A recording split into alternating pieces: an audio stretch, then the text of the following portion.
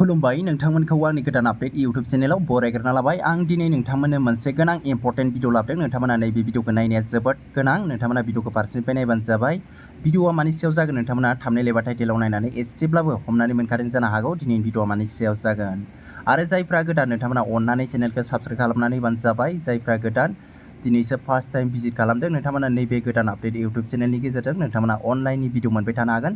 सानफ्रामबो एभ्रिडे नोंथांमोना मोनबाय थानो हागोन। दिनै भिडिअआनो ओरैबायदि जोंनि बे इउटुबआ क्राइटेरिया गुबुन बानायबायदि आं सिगांनो नोंथांमोना फेसबुक पेजआव लिरनानै आपल'ड होखादोंमोन। नोंथांमोना गोबां मानसियानो नुदों जानो हागौ। जायफ्रा आंनि फेसबुक पेजआव फलोवार्स दङ नोंथांमोना नुनो मोन्दों जानो हागौ।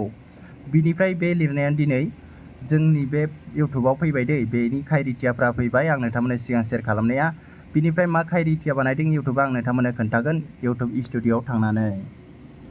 बेयाव नायबानो जाबाय बे आंनि मोनसे गुबुन बेयो एकाउन्ट। बेयाव नायबानो जाबाय इउटुबआ ओरैबायदि क्राइटेरिया बानायदों जोंनिया दा साबस्क्राइबारा 500 जानांगौ, बिनिफ्राय जोंना वाच टाइमा 3000 जानांगौ दै, 3000। अब्लानो जोंनि बे चेनेला मनेटाइजेशन अन जागोन। जायफ्रा इउटुबार फिसा फिसा नोंथांमोना मनेटाइजेशन अन खालामनो थाखाय नोंथांमोननि थाखाय जोबोद इजि प्रसेस जाबाय। सिगां जोङो 1000 साबस्क्राइबार नांगौमोन, बिनिफ्राय वाच टाइमा जोंना 4000 नांगौमोन। दा 1000नि जायगायाव 500 जाबाय 500, बिनिफ्राय 4000नि जायगायाव 3000 जाबाय। बेखौ कमप्लिट खालामनाय लोगो लोगोनो जोंनिया चेनेला मनेटाइजेशन अन जागोन। बिनिफ्राय बेयाव जोंना शर्ट भिडिअफोर हगारोबा 10 मिलियन थांनांगौ 90 डेनि गेजेरावनो। बिनिफ्राय भिडिअआ बेयाव नायबानो जाबाय भिडिअआ मोनबेसे थानांगौ होननानै बुङोब्ला बेयाव जेबो क्राइटेरिया लिराखै, जिखुनु नोंना भिडिअआ गोसोबायदि हगारनो हागोन बेयाव।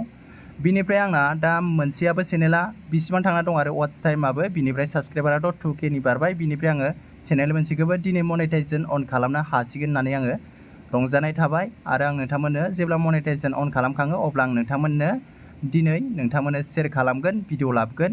आंनि बे गोदान आपडेट इउटुब चेनेलाथ' मनेटाइजेशन अन जाबाय। बिनिफ्राय आरो चेनेल गुबुन मोनसेयाबो जाबावसिगोन, बेबो पार्सनेल भिडिअ गोजा, नोंथांमोना नुनो मोनसिगोन।